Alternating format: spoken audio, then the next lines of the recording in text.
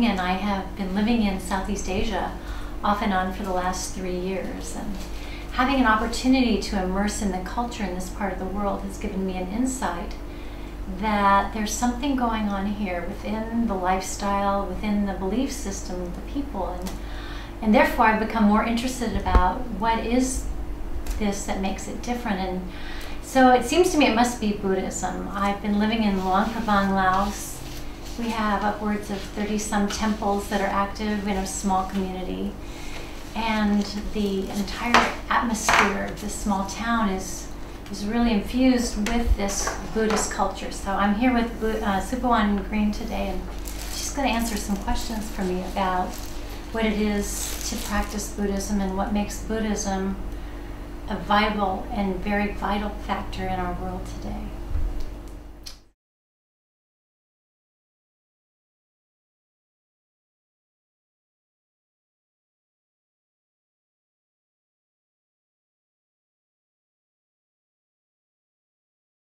It's very nice to see you again. Likewise. It's really good to see you. Yes. I can't wait to hear from you. So today you got some questions for me, right? I do. And it has to do with my experiences having been living here in Asia and witnessing some of the lifestyle and the way people conduct themselves and how it applies to our times in the turbulent world that we're living in. Okay. And how to bring some of that. I'm heading back to the West, and I want to know how I can bring some of that simplicity and peace with me. With you, okay. To give you a good perspective about Buddhism first. Okay, so we got to go back to the night, of his enlightenment, but a bit further, before that. Before that, I would like to talk about the Indian society before the enlightenment of the Buddha. It's very much like this picture, okay? Before the enlightenment of the Buddha, Indian society at that time, people, they were searching for something. It is easier when you know what you don't know, right? Now you can just Google, whatever you know that you don't know, you just Google into it and then you find out the answer. But if you don't know what you don't know, that is difficult. That is much more difficult because you don't even know how to post a question, right?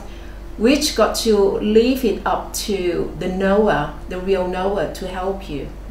Okay, so let's go back to the time, the culture before the enlightenment of the Buddha. At that time, Indian society full of people who are searching for something. They'll know that they were searching for something, and they use the term like the end of suffering. There weren't any word like nirvana or anything, okay, because there wasn't any such thing. But however, there were two groups of people, you see. So this is the picture that I like you to see, that people are searching for something that is meaningful to life.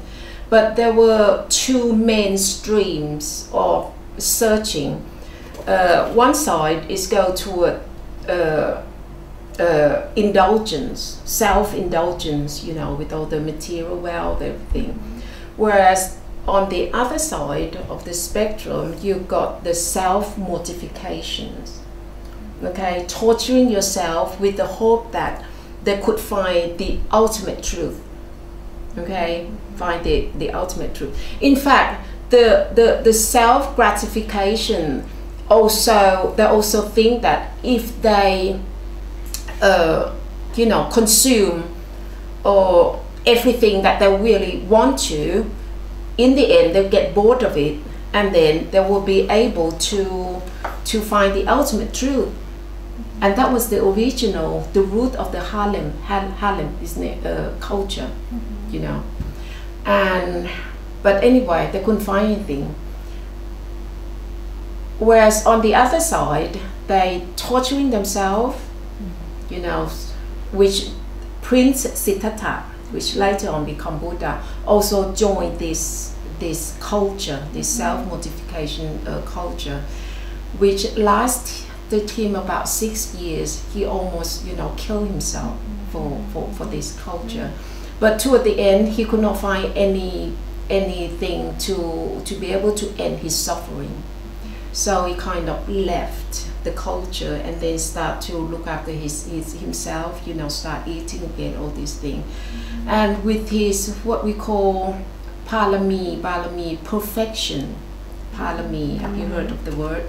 The perfection of the Parami, which is talking about his previous life that he'd been accumulated, you know, for a very, very long, you know, period of time, with the hope that in his last life he could be enlightened, self-enlightened without any teachers.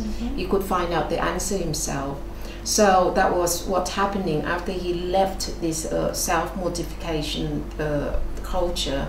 He began to look after himself, and then by then he moved to Gaya, you know, Gaya. He crossed the river, and then he sat under this Bodhi tree on that night, and then he told himself that if he did not find the answer, he would not get that from this tree. He would die, he would rather die. And then that was happening. He reached the state of enlightenment, which means that with the modern word, it means that he have found the ultimate truth. And this ultimate truth is exactly the same as ending every shred of sorrow and suffering, mental suffering, okay, mental suffering, exactly the same thing, the same experience, which later on he named it the word nirvana. So nirvana is also means the outer here. This is another picture that I'd like to show you. So this is a picture before the enlightenment of the Buddha. No one know anything about life, you know, no one knew the ultimate truth until the first man on earth, okay? The first man on earth, you know, after his enlightenment, he proclaimed himself to be the Buddha. The Buddha as it means the knower, the awakening, and the joyous, okay? ผู้รู้ผู้ตื่นผู้เบิกบาน okay, the joyous.